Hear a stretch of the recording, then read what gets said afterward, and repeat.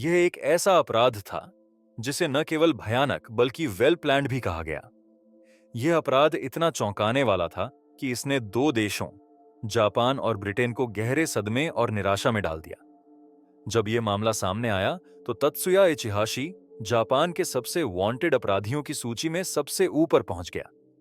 खुद को दुनिया की नजरों से छिपाने के लिए उसने अपने चेहरे को चेंज कर लिया।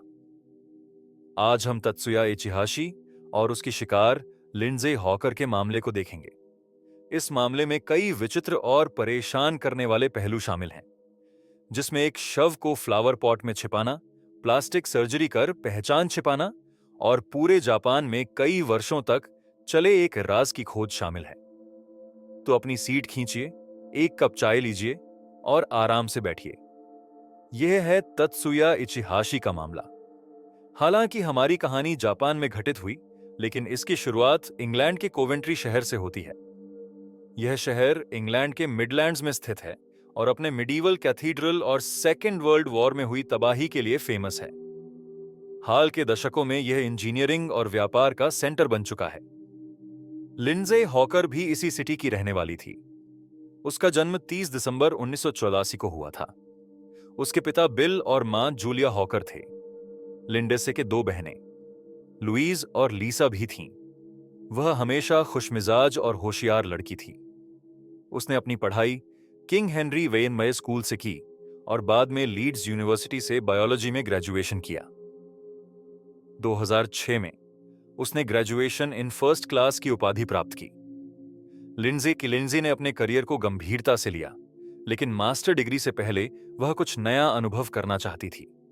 इसीलिए उसने 2006 के मिडिल में एक प्लान बनाया। वह विदेश यात्रा करते हुए काम करना चाहती थी।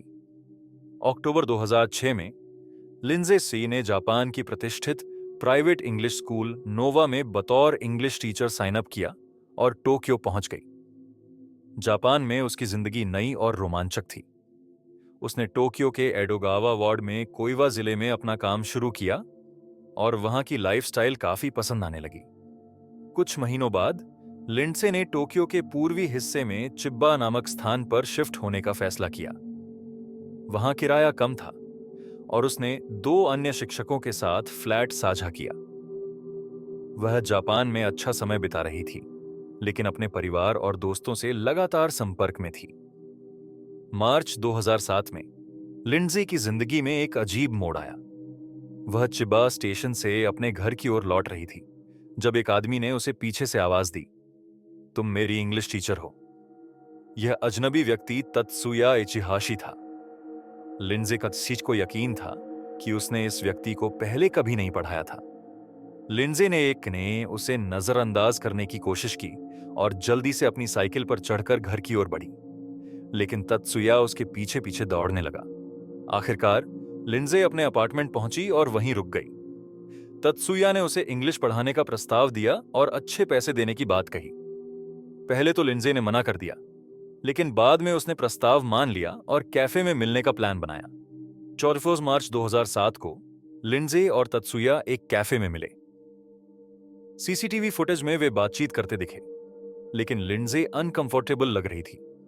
बातचीत के अंत में तत्सुया ने कहा कि वह पैसे लाना भूल गया है और उसे उसके अपार्टमेंट तक आना होगा।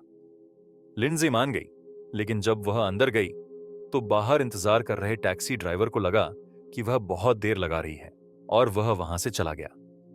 लिंडजे का कोई अता पता न होने के कारण उसके रूममेट और कॉलीग्स ने चिंता जताई और पुलिस को सूचना दी।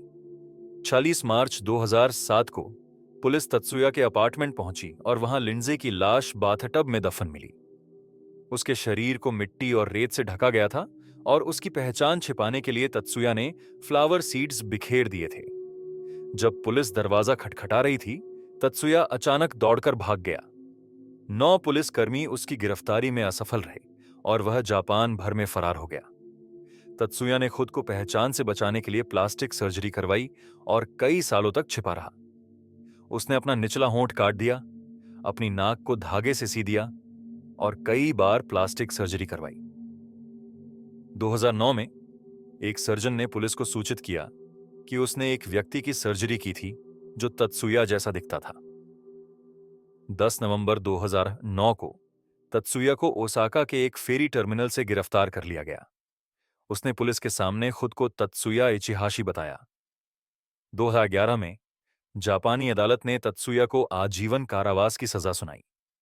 लिंजे के परिवार ने मौत की सजा की मांग की थी, लेकिन अदालत ने उसे यह सजा नहीं दी। यह मामला न केवल एक निर्दोष महिला की त्रासदी को दर्शाता है, बल्कि यह भी दिखाता है कि अपराध कितना क्रूर हो सकता है। तत्सुया ने अपनी पहचान छिपाने के लिए कई सालों तक भागने की कोशिश की, लेकिन एंड में न्याय से नहीं बच सका। लिंजे हॉयशेजे हॉकर की हत्या एक दर्दनाक घटना थी, जिसने जापान और ब्रिटेन दोनों को झकझोर कर रख दिया।